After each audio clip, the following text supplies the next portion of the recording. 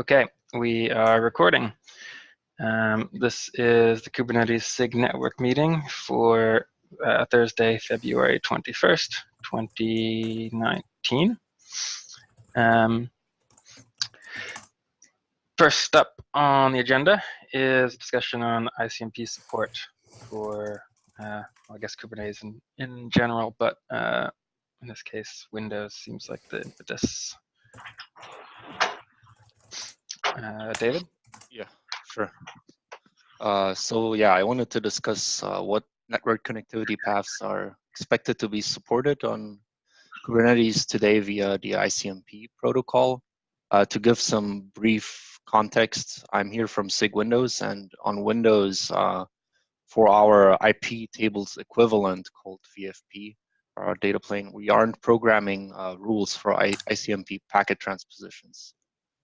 So in essence, for an end user, this is visible by any existing tools that rely on ICMP, like ping or traceroute, not working for outbound communication paths. And I wanted to hear more about what mechanisms exist in Kubernetes today that rely on ICMP messaging that we could be breaking, and if there are any tests associated with that, and just kind of hear what are the requirements around that. So from the thread, the one that we use that we know for sure is we use ICMP reject for services that have no endpoints, which is pretty important for pod-to-pod traffic. It means you get a reject instead of a timeout. I have a PR that I'm cooking to add the same capability for external load balancers, because apparently we just missed that case or didn't finish. So that would mean that if you have no endpoints, your external load balancer would give you an ICMP reject. That's what would break here, right? Yes, that's right. That would not work. That would just time out. Right. And I mean, it seems unfortunate, but since that we didn't have it before, it's hard for me to say that it's critical. I will be adding an EDE test to cover it, so we'll have to make sure that the EDE test only runs on platforms that support it. But other than that, I mean, it doesn't seem like an egregious thing to me. I wanted to see if other people have opinions. When you say outbound ICMP, are you saying you can't ping something outside the cluster from a pod? Yeah, that's correct. So you'd have to use something like TC ping or curl or something like that. It uses a different protocol. I mean, it seems weird that doesn't work. Like, is it an option for it to work, or is that just a shortcoming of the entire stack? I'm not a VFP expert. To my understanding, it's a shortcoming of the stack, but I'd have to double sync internally. Okay. Get back. It doesn't work just at layer 3. Like, I think that's what we do. Right? We just work at layer 3, so right. We don't ever look at what the protocol is. I mean, we can. I feel like anything you can't restrict with network policy, we don't actually guarantee would work. Like in theory, if we say you're supposed to support ICMP, that means that pods can flood each other with pings, even when they're not supposed to be able to talk and stuff like that. Actually, I took it the other way around. I was thinking CNI is providing IP connectivity, and yeah, we took a whack at a subset of that with network policy, but I was expecting, anything built on IP should work. Yeah, that's kind of the way I was thinking about it too. So would you expect IP broadcast to work between pods? Well, okay, I think that's something we called out as an exception, didn't it? I think we were only talking about unicast. Yeah, I'm not sure how we were talking about multicast previously, right? Not broadcast. I mean, there's sort of... Right, but I'm saying like broadcast is another area where if you let pods do it, they can use it to hurt the cluster. Yes. And so I sort of assume that we do not require plugins to do that. Right. But I guess my point is that I was not expecting protocol restrictions. Now, to be technical, ICMP is, in the actual protocol stack, a peer of IPv4. but logically it's, joined at the hip. So, along the lines of not expecting protocol restrictions, it seems odd to restrict ICMP.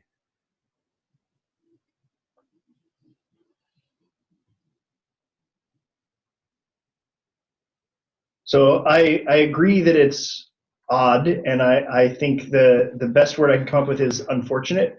I have a hard time saying that it's so important that we would, for example, block Windows from working because of that, right?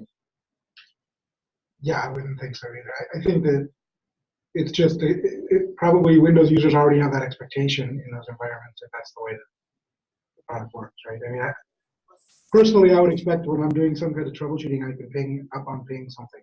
But if you're in Windows, maybe you don't expect that. And that's a good question. Like, is there, I mean, this is sort of new tech in the Windows world too, right? So is there an established expectation about whether one of these contained processes should be able to ping out? Like, an argument we made on the other Windows stuff is, well, Windows users don't expect that to work, so it's not a regression for them. Is that this case? So I would say that we try to document wherever possible, and like any how-to guides, that this is something that wouldn't work. So from that perspective, from the beginning, we're setting the expectation that that shouldn't work.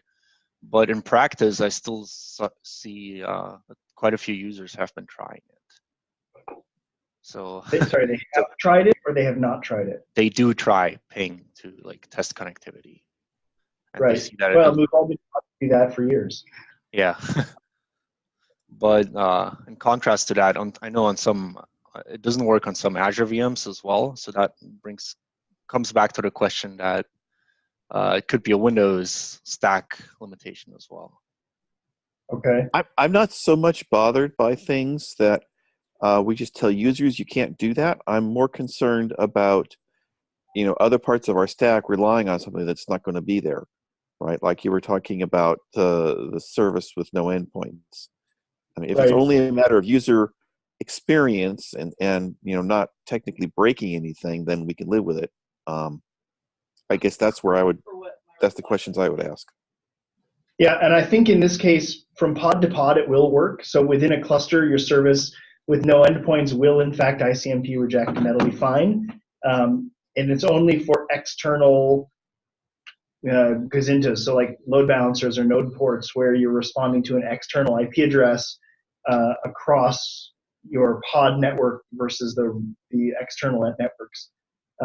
And that seems like a relatively minor thing. And you're right, Mike, it's about user experience and not correctness, right? It'll still time out, it just won't time out fast.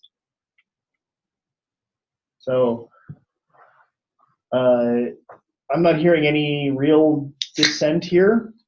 I guess my feeling is document it, and if there's enough user demand for it, you'll hear it from your customers and you'll fix it. Well, the problem is they'll have to get Microsoft to fix it, right? Well, and I was speaking to David on that, yes. But if there's enough user demand for it, Microsoft will get on the ball. And if there's not, then yeah, I'll see if I can follow up internally to see if there is something that we could do from a platform perspective. But the best we can do for now, at least, is document it, and that's what we try to do. Yeah. Okay, so I think the biggest takeaway here is for SIG Windows, there is a small impact on user-facing experience. I can't think of anything else that relies on ICMP. So there's that one facet, and if SIG Windows is okay with that, then I guess we're okay with it. Yep. So say we all. Okay, thanks. And if there's any other concerns that pop up later, I started an email thread on SIG Network, so just write something there. Okay. Cool. Andrew, I think you're up next. Hey, so I wanted to continue the discussion on service node exclusion. For some context, this is the ability to exclude a node from being added to a load balancer. And right now, it is done by adding an alpha label to a node. And so Tim and I were having a discussion in the mailing list about this. To be clear, you're not talking about adding nodes, but rather pods on nodes to the load balancer? This is so right now for load balancers, the cloud provider will like pretty much add all the nodes in the cluster behind a load balancer. So this is the ability for a user to exclude specific nodes if they wanted. So this is for node port services, for ingress to node port services? No. So Mike, you've cut to the core of it, whether you recognize that or not. It's important to understand a little bit of the history of the architecture that exists today. So when we were first building this, and we had support for just one cloud provider, we said, how do we get load balancers into services? And the only way we could do it was to send traffic to some number of nodes in the cluster, and then use IP tables or user space on those nodes to bounce to the pod endpoints. And so we wrote the cloud controller loop, the service controller, to do that. Basically, service controller watches nodes, makes a list of all nodes, applies a couple of filter passes to it, which is actually a topic that we can talk about, and then takes that list of filtered nodes and passes it into the cloud provider's ensure load balancer function. And the assumption there was every cloud provider will work the same way that Google does. And most of them have gone off and made it work in the same sort of paradigm with the double hop through the nodes. But not all of them have. But most of the ones that are in tree have done it that way. And then the requirement came, well, I don't want to send all the nodes to this list. I want to apply an arbitrary filter here, and the way we went about that was adding a label to nodes. So we say, okay, if this node is labeled with this magical word, then we will not add it to this list. And so the question here is, do we move that forward from alpha, or do we find a better answer? Andrew, did I capture the question right? Yep, that was great. So yeah, I'm happy to kind of punt this into 115 if we want to kind of noodle on it for a bit longer, or if we can agree on at least leaving the current functionality as is, renaming the label to something that indicates that it would be stable, at least for V1 services, and then start talking about longer term solutions later. So is there a driving impetus for this? So the biggest thing is that in addition to the node exclusion logic, we also don't add masters to load balancers.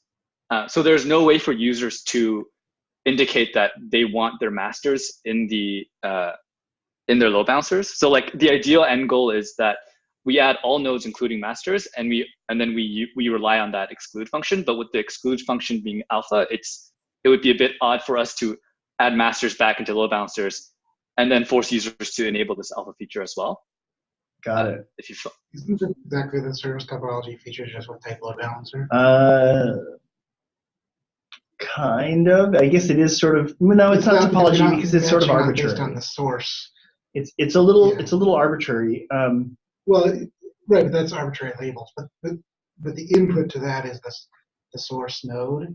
In this case, the input static. Yeah. But yeah. It's essentially the same function. Yeah. There's also the question of, so looking at that filter pass that we do in the cloud controller. I looked at this very recently. It is, we don't take masters, nodes that are labeled as role master. We don't take nodes that are marked unschedulable, which for most masters is also true. And we don't take nodes that are labeled with this label if the alpha gate is enabled. So for those users who want to load balance through their masters, they will also have to mark their master as schedulable, or we'll have to change that logic too. Are you saying it's one specific magic value? It's not like for this service I can label it with. No, it's one. This is the list of nodes that we generate for all load balancers. Yeah, that doesn't make sense. I mean, I'm just thinking about in the past, like we had nodes that had any cast IPs. You couldn't really use a load balancer for them anyway. like there could be reasons for having a subset of nodes for a particular service, or like ingress. Right. Your HTTP ingress, you could say, if it's only running on these 10 nodes, they only want the load balancer to send it to those 10 nodes. Yes. So there is a way to do that with only local, right? Which explicitly says, I want for this service to only load balance through nodes that have backends for this service, which is much more, I think, what people expect to happen, Right. but has its own trade-offs because of this historical double bounce architecture. So Andrew, like, do you think people are going to also be removing that unschedulable flag from master, or does that change need to happen also? I haven't put too much onto that. I didn't know that we also checked the unschedulable condition. Yeah, so I know this because I was looking at whether I don't want to filter unschedulable nodes out. I actually would rather change the way health checks work to indicate that an unschedulable node is not ready, as opposed to not being part of the list. The reason for that is to do like cleaner connection draining. And so I took a look at this code. In fact, I have a PR right now, which is what's informing my concern about this feature. If I could go back in time, what I would have said is every cloud provider has to decide how to do load balancing themselves, and we won't pre-cook that node list at all, and go do it yourself, cloud provider. It just turned out that we didn't do that. And so if we were to do that, then what sort of annotation would we use here? Would we choose a generic annotation, which, like, having a Kubernetes.io prefix on the annotation sort of implies that everybody supports it. And if we had a per cloud provider prefix there, then it becomes a cloud provider specific solution, which I actually prefer, but I don't know who's actually using this today. Like, the fact that it's alpha, I guess, means there's probably relatively few people using it. So if we're going to change it, now's the time to change it. If we make this go beta, then we're just going to have to live with it. Would it make sense to have a K8s.io standard, but leave it up to the cloud provider as to what labels they actually put on individual nodes? I'm not sure what you mean. Can you explain? Like standardize the label set and then just make the behavior as to like what actual nodes get what label custom. Yes, that's one of the options, is to sort of document it and say, this label exists. Some providers will respect it and some will not. And that sort of sucks, right? From an end user point of view, you don't really know what you're getting, which is why I would lean towards, I would rather end of life this label and push it back on a cloud provider and say, if you want to support this, then you have to add a cloud provider specific label and define what that means. And it sort of means that when you move between cloud providers, you'd have to change the way you do your logic, but like at the infrastructure level, you sort of have to think about it. Well, if you have some program that's saying which nodes you want to filter and which nodes you don't. It's kind of dependent on cloud provider itself, how that works exactly. anyway. So. Exactly. Like, honestly, if there's cloud providers out there or people who built their own stuff who don't use this double level load balancing, so this annotation will actually mean nothing to them, and they won't respect it anyway, right? So it's already sort of optional. The fact that it works on all the cloud providers is only because we have that centralized control loop. So I'm not giving an answer yet. I'm sort of walking through my thought process. If this is just alpha, is there something pushing this forward that there's a desire to? I guess it's the desire to be able to put masters inside load balancing sets. Andrew, do you know who's driving that? It's a common issue. I hear. I can pull the issue up, but 1 second. Well, I've heard it before. I just don't remember from whom. I'm trying to figure out still, is this being driven by cloud providers or is this driven by something orthogonal to cloud providers? So this is just a common issue that users report. And it kind of links back to both cloud providers and SIG Network, I guess, in the way we've implemented how we're adding nodes to load balancers. So we would have to get rid of the role master from the thing as well. We have to. Yeah. So concretely, the change would be to not filter for role master and probably not filter for unschedulable. And then people would have to apply this label to their master if they did not want the master part of their load balance instead. And by people, you mean cloud providers?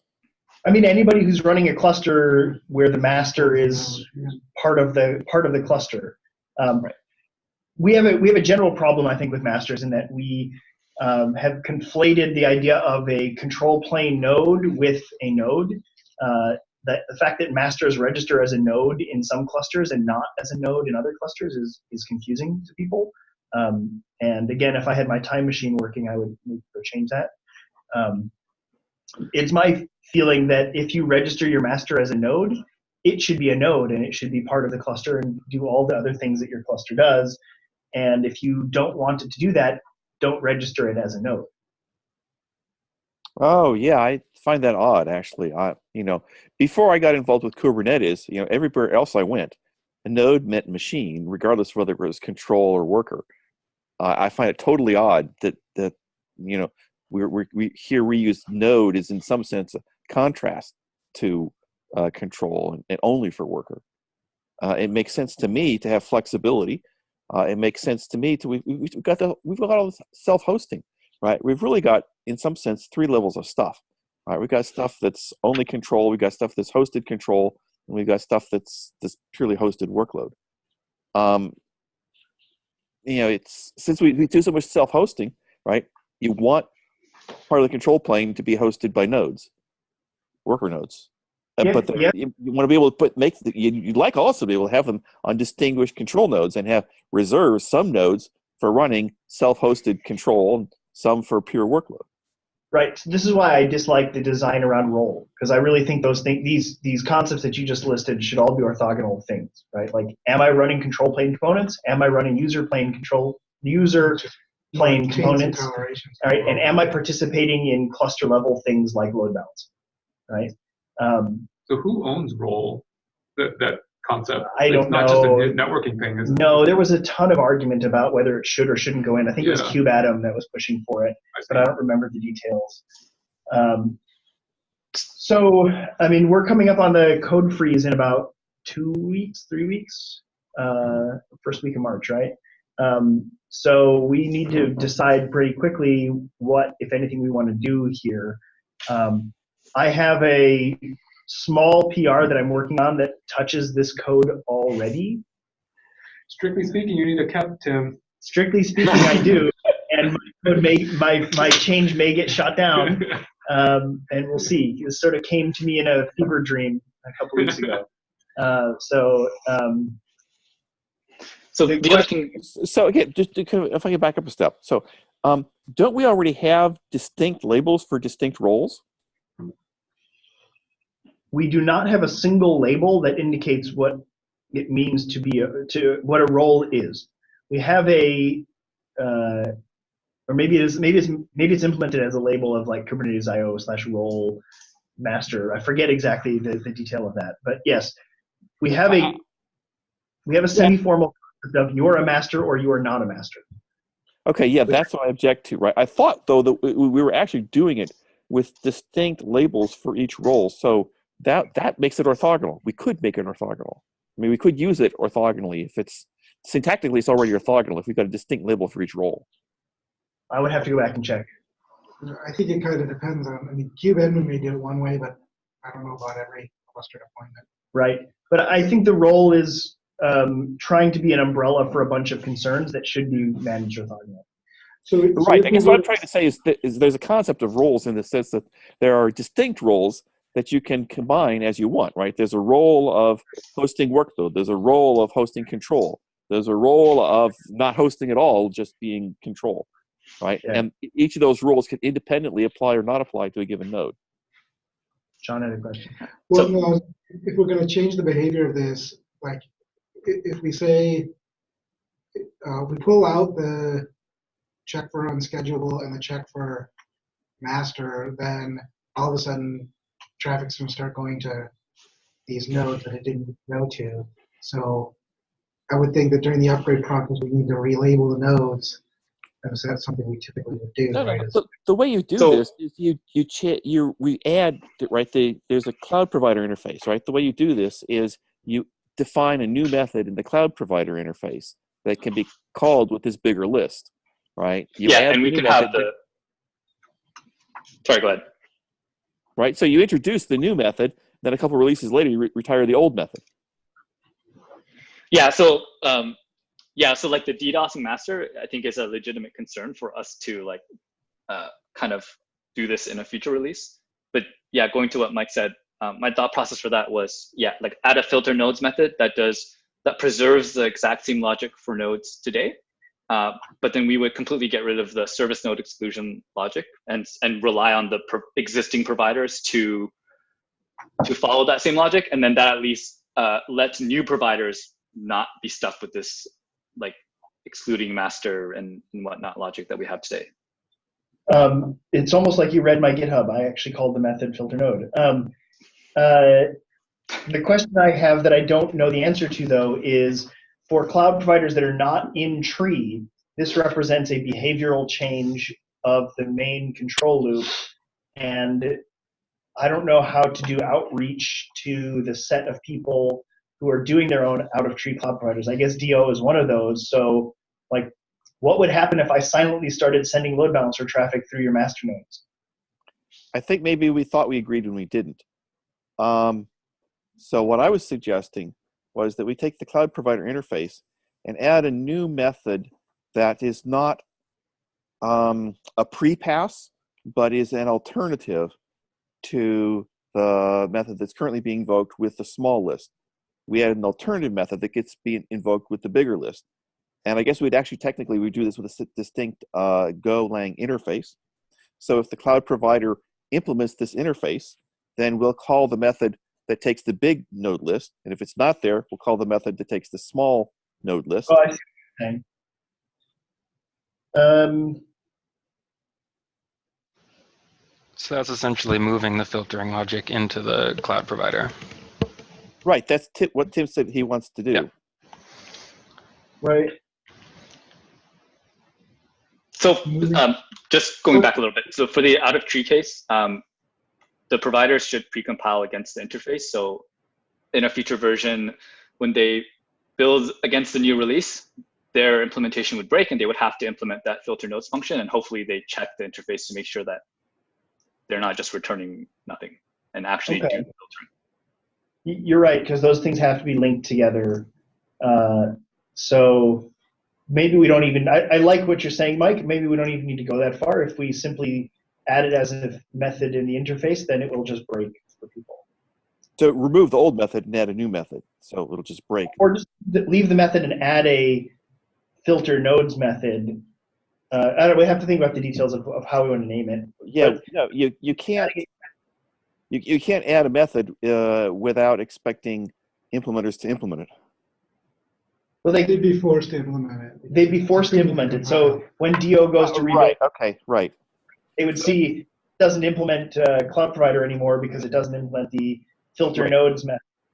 Oh, let's go look at the release notes. Oh, right, I have to implement filter nodes. Here's the boilerplate filter nodes from the old implementation. I could just cut and paste that, or I can actually think about it. Right. And if we're doing that, then there's no point in keeping the old method. You just delete the old method and introduce the new method. Right. Right. But we need to change the signature or something in a way that would cause a compile breakage. Exactly. Change the name or the signature or both. Okay. So what the PR that I started on has a non-exported method, but if we made that an exported method of the interface, then it would break, and that would force everybody to pay attention. That might not be too bad. So we could do that. That's a purely code level change.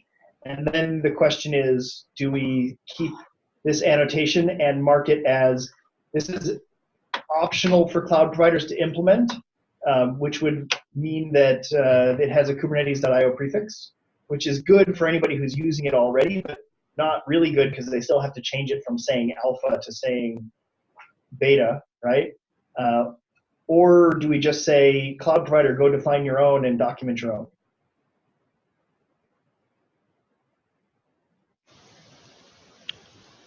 I'm leaning to the latter. I mean, it sounds like if we're talking about coupling with cloud provider specific logic, you might as well make it through a cloud provider specific label.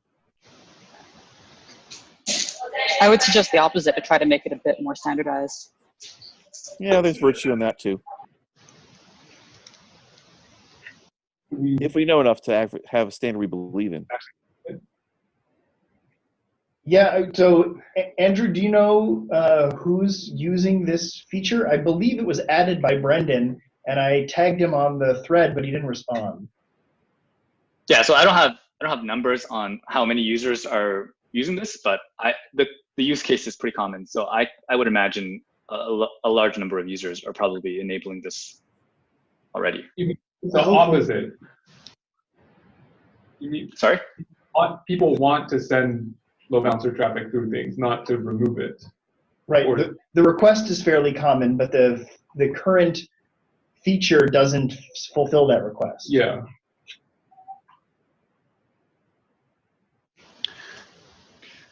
Have we talked about potential cloud providers that don't do this model of load balancing across nodes at all? Right. I don't know who's doing what with them right now. I know we've talked about whether it would be possible within Google. I think eBay does their own thing with it, and they've implemented their own cloud provider. Like they're light years ahead of everybody else in terms of adopting crazy out of tree stuff. So I don't know that it matters to them. Yeah, I guess it maybe just becomes part of the interface they don't implement, but I wonder if we're baking an implementation detail into this that will be awkward for some implementers. Okay, so I can summarize everything we've talked about here and post it back on the mailing list, and we can continue that there. It seems like there needs to be more thought here. That would be great. I will try to get the little PR that I have up into a lookable state, and we can maybe use that as an anchor for discussion on the technical side of it. Sounds good. Moonfish, do you have your hand up? Oh, yes. We plan to add support for directly routing to ports without the road round trip. So that's our input. Another thing is, I'm not sure whether the filter nodes should be part of the cloud provider interface. In my mind, if the central service controller is not going to use that filter node method, then it should be inside the individual cloud provider itself. I mean, don't pass the list of nodes into as a part of the interface of cloud provider to ensure node balancer. I mean, there's a cloud provider to filter the node themselves will be more expensive. Yeah. I agree that ideally we wouldn't have to put it in the interface, but it would be more for backporting reasons and making sure that we can force providers to not accidentally enable traffic into masters all of a sudden. Like that would be the only reason. So we can do, any change that changes the signature of that interface will cause the same net result. So, we can look at options for that, whether that was like creating ensure load balancer 2, like Mike suggested, or adding a filter nodes that we call from the core service provider service controller loop, or doing something else. We can argue that. I think that's the less consequential decision. Excuse me. I think the real decision is what to do with the annotation.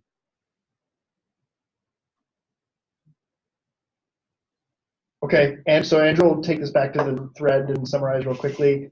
I don't want to say we can't get this into 1.14, but I'm not sure that we'll have the time to get all the code and stuff done and tested before that. Okay, sounds good. I mean, I think the code would be relatively easy to change, but yeah, maybe not. So okay, let's continue in the mailing list, and then again, just to put a sharper point on what Tim said, right? Didn't I hear earlier the code freeze is in 2 weeks, which is the next time we meet. So if we want to get something agreed beforehand, we will probably want to make a commitment to have some activity before then. So I'll commit to I'll watch for the update and see if I can get my little mini PR published. I can't make a strong commitment beyond that over the next 2 weeks in terms of code or code review. Like so many things, the hard part here is going to be the testing, not the code. Right. Okay. So I will kind of go into this assuming that most likely we'll have to do this in 115, but I'll still continue in the mailing list and see if there are volunteers to pick this up and we can get this done in 114, great. But I'm going to assume going forward that it's going to be a 115 thing. Okay. Was there a feature enhancement, whatever we're doing now, to cover this? Yeah, there's an enhancement issue. No Okay. cap yet. Okay. All right. Thanks, Andrew. Yep, no problem. Thanks. Cool. Thanks, everybody.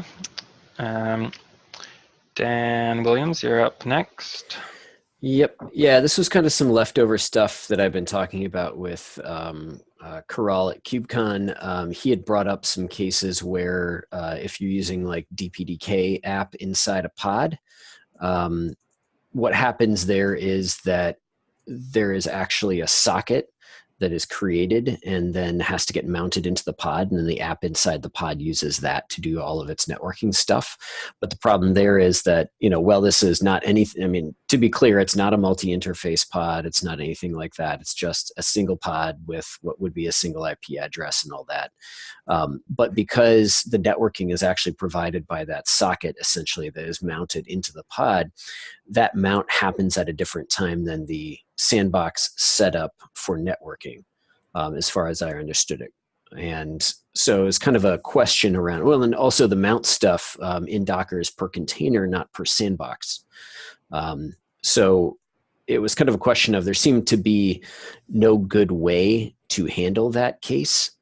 And it seemed like maybe we would need something that would eventually be a more consistent or combined way of setting up pod resources that was not just network on the one side and everything else on the other side. So I kind of wanted to throw that out there and maybe just get people thinking about it a little bit. I should probably send a mail with a little bit more detail to SIG Network. But, Tim, you look like you're about to say something. For those apps that use DPDK, they're DPDK enabled. Like they know they're using DPDK either through a library or whatever, yep, right? Exactly. So a DPDK CNI driver would not be a general purpose thing. Like kubedns would not work with it. Correct. Yep. So although I don't, maybe there's LD preload tricks or things. I mean, the issue is that, well, I mean, again, two issues. Even if there was a CNI driver that did this stuff, it's not able to do mounting. So you'd have to have external coordination between that CNI driver to talk to something else that would actually handle the mounting. And that could be like a device plugin because it can do some of those things or at least update those, I think. Yeah. It's not the cleanest solution, but that's the only way that you could actually mount some path into the container dynamically. We've had other issues around the split between devices and networking. If you recall the conversation around GPUs and networks. Yep, exactly. Right? So this is another example of that. Yeah, and then the other thing where Dan, yeah, go ahead. Just background. I'm not real familiar with the DPDK stuff, and if it's too big, if the answer is too big, feel free to defer it. But I'm a little bit confused because normally in Linux, when you launch a process, it doesn't launch with any FDs open except for std in, std out, and std error. Right. So what happens is the application has to have a path to that socket. So there is some configuration set up, but you could map that path from the host from some specific directory in which it's created dynamically by something to a known path inside the pod. So the app running inside the pod would always see like, var run network.sock or something like that. Does that make more sense? And then it would know to get that socket from there and then use that for all of its stuff that it needs to do using the DPDK libraries inside the pod. So you're saying the way the DPDK app starts up is it knows a file system path. It does an open on that file system path to get the socket that it needs. Yep, and then it uses that socket to do the communication that it needs back and forth with using the DPDK library inside the pod, uses that to do the communication back and forth with something on the host that actually passes the packets down to the network device. Okay, so the problem then, all right, so that's why you're talking about mounting, right? The problem is to get the path evident. And the path. Well, it's sort of that, but it's more that, all of our network setup right now is based around network namespaces. And this is networking, but not using a network namespace. Exactly. But it's still isolation using mount namespace. I mean, you still want the network namespace there theoretically, but you don't necessarily need it. But that's fine; it can be there. But yeah, the real problem is we care now about the mount namespace. Yeah, and that's the problem. And the other thing is the mounting in Docker and other runtimes is done per container, not per pod. So that's another issue, because you could theoretically have multiple networks per pod. Not that they're trying to do this, but like if you mount each container in the pod could theoretically have a different IP address. Right. And that's not something that, Corral was asking for, but it was kind of like, how do we do this in the context of Kubernetes to even just get one thing working here? Right. While we're on the cardinalities topic, let me ask just one more. Sure. Mike, hold up. John had a question. No, I just wanted to say, I guess I have a lot of questions about how that works and how that, it definitely seems like it should go to the mailing list, but well, it seems to me if it's you're opening the socket and you're talking through something on the host, you're on a completely different network. You probably have a completely different IP on that network. It seems actually completely orthogonal to the pod networking aspect. It's just, why not do a volume mount and it's just a special thing? Because you have to know a lot about the environment of the host, I would think, in order for that to work. Yeah, you do have to know a little bit about the environment on the host, but it's not really that much different than having the network architecture is not really that much different than normal. Of course, you don't have any NAT. You don't have bridges involved, of course, but the packets would simply go out over the regular network in the same way that if you had a bridge and all the pods connected to the bridge with vETH, that those packets would then go out over the same network between nodes. It's just, actually, it would probably be about the same. I see. So only for those apps DPDK enabled. So there has the first step here somewhere that says I'm opting into DPDK for my pod, and then we're looking for, is there a mechanism where we can actually make that work? Yeah, but at the same time, all the pods in the cluster could be enabled this way. But what network is that socket connected to, I guess, right? Is it connected to the pod network, or is it connected straight to the host network names? I don't understand the question. In this case, the pod network would effectively be whatever network the interface on the host is connected to. It's not a tunneling protocol. It's an exploration. Right. So it's right. So that's what I'm saying. It's going to the host. So you're sort of outside of the namespace. Actually. Think of all these pods kind of like host networked pods, except they would have their own IP address and not use the host's IP address. Right. I see it more as DPDK is just a faster form of vETH. Right? Exactly. Or you could think of it kind of like Mac VLAN, just much faster. Yeah, it requires user application level support. Yep. So in a cluster which has, say, Core DNS running, and who knows whatever random stuff from Kubernetes, GitHub, Git syncs and user applications, Cassandra and Nginx, those things are not DPDK enabled. Those things run on a pod network, a space of a plane of the existence that they can reach each other on. The DPDK stuff would have to plug into that same plane just through an accelerated path. Yeah. I see. And it would have the same IP address. It's just only those applications. Right. But wouldn't you, I guess, just using DPDK, you get exactly this. So there is already a normal one, and then DPDK is just in there for presumably special stuff. I don't know that we can actually mandate that right now. Yeah. But somewhere along the way, you have to say this application needs DPDK. Somebody please make the DPDK stuff available to this pod, which could be like an annotation or a label or something that a admission controller uses to mutate the pod on the way through, like Istio does, right? Mutate the pod with all the volume mounts that you want to bring in.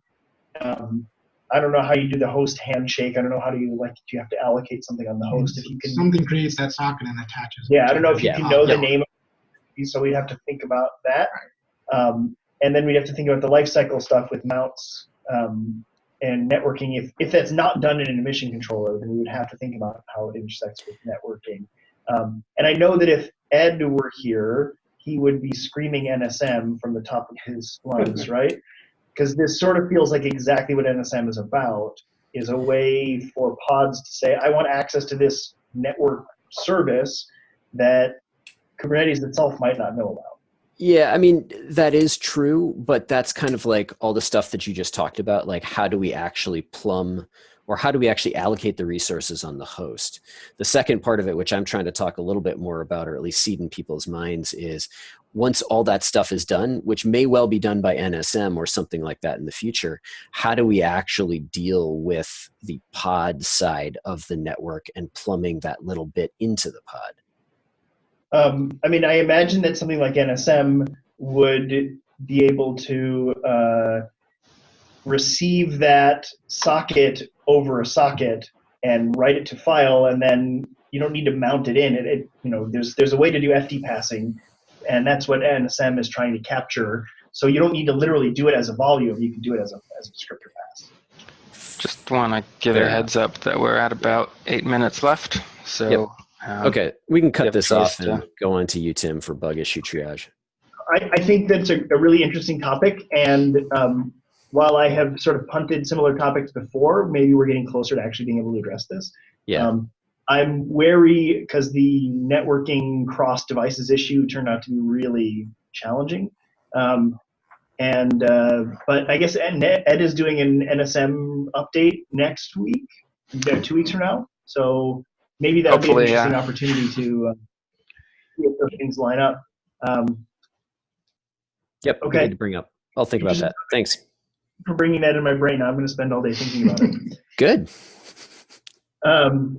I wanted to propose that we set aside some significant fraction of the next N meetings to do bug triage.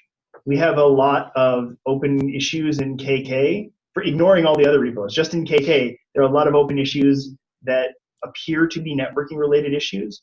Every now and then I try to triage them, but I never make it more than 2 or 3 pages into the triage before I run out of steam. I'm proposing that maybe we take the last 20 or 30 minutes of the next however many meetings it takes to open up that bug list and just chew through as many as we can, either assigning to people or closing as duplicate or whatever we're going to do with them.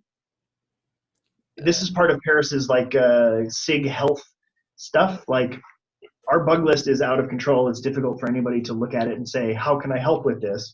I feel like once we got it under control we could keep it under control, but it's going to require a lot of activation energy. I would suggest actually taking like the first 10 or 15 minutes of the meeting. I fear that if we punt it till the end, we'd have to be very, very good about cutting discussion off. That's a fair point. And also people would just be able to drop off. So if we put it at the beginning, then nobody knows when the topics actually start until we declare bug triage done. We should make sure there are IPVS people in the meeting. I don't actually know who that is, but I don't see any names I recognize right now as being IPVS people. But I know there are always IPVS bugs being reported. Yep. We can try to get them. And I ignore them because I have no idea about IPVS. Well, or at worst, we can come up with a list of IPVS bugs that we can then go back to them and say, hey, you guys really need to take a look at these bugs. Right? Like right now, I have no idea whether they're duplicates or whether they're actually bugs or whether they're, I don't know how to use it, sort of help reports. And there's a mix of everything in there. And I'm sure I'm not even finding all the right words. Like we've got, I don't know, how many thousands of open issues do we have against KK right now? 2,000 open issues. Oh. My guess is that probably 10% of those, or maybe 15, are networking related. If we can go find them. I just filtered for SIG Network and kind bug and got 113. Okay, so I would guess that we've caught about half of them, would be my guess. So I'm willing to put the work in to try to go find all those bugs if we as a group can commit to actually chipping away at this triage problem. We don't need to like spend 6 hours doing it. We just need to do 20 to 30 minutes at a time over and over again, and we'll get there. You know, there's like a better way other than going through the GitHub UI. God, I wish I don't know. It's quite painful. I know. All I'm going to do is search for the words that mean networking to me. So it'll be DNS, services, CNI, and I'm going to look for all those terms, and I'm going to flag all of those issues as SIG Network, and then we'll go through them. So actually, that brings up a question. I had a PR open. Shoot, did you merge that? Which one? Your user space? No, I had another one where I was trying to tag all kinds of things as SIG Network. Yeah, he merged that. Oh, cool. Okay, never mind. Maybe that helps. Hopefully it does. Okay. I'm trying to get on top of my PRs. So that sounds good to me. Does anybody dislike that plan? And we're not going to tell you when we're done with it so you have to join and sit through it. We should do it a couple times and then do a quick check-in to see how much progress we're making, or if there's a more efficient way to do it. I agree. I will take the action item for 2 weeks' time to have a list of bugs for us to look at. I'm not sure how I'm going to do that, but I'll take that item. It's an opportunity to learn the GitHub API. I was playing around with a bug sorting tool, so maybe I'll check back in a couple days and see if I can get that workable. Just because people are very bad at tagging things. Okay, yeah, people are really bad at tagging things, and there's sort of a hopelessness of once you fall behind, you'll never catch up, so why bother trying? I think we can catch up if we spend real time on this. ThetaBot is our best friend, by the way. He closes a ton of our bugs. ThetaBot. Stale. Yes. Stale. He's now immortalized in like ThetaBot. Yeah. But if anybody's got time to want to play with various other tools, I know there's a bunch of GitHub apps that require you to sign into them to do extra bug exploration or whatever. Or if somebody wants to spend some time tinkering with the GitHub API to try to pull all those issues down. That's basically what I was doing. Awesome. Okay, cool. Well, drop me a note in a couple days' time and let me know what you got. Okay. Rock and roll. We're right on time. Just about. We have 2 minutes left if you think you can fit it in, Dan. I mean, we can put it off anyway, but basically the network policy test got broken in October by a change that people made for Windows. And then it took a month and a half before anybody noticed that they were broken, and it still hasn't been fixed. So I'm thinking we should fix our CI so that even though it can't test that network policy works on various plugins, we should at least be running those tests on GCE or whatever. This is Bowie. Is that Bowie in the background there? Yeah. So we're looking into it because we have to run them anyways. So Bowie's on it. Bowie's on it. Okay, great. Who else is on it? Somebody on Bowie's team is on it. I should be on it, but yeah, I will pick up. Yeah, we are actually working with CarrotQMQ, hoping that they are going to add more test cases for that script. Right now, it's not automatically run in OSS test script, other than integrated with NetB. So I'm not sure what's broken you are talking about, but I will check that out. Okay, so we'll take a look at it.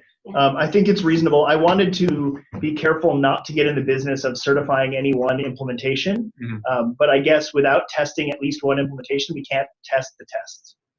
Or it's a good opportunity for the other implementations to get in there. Maybe.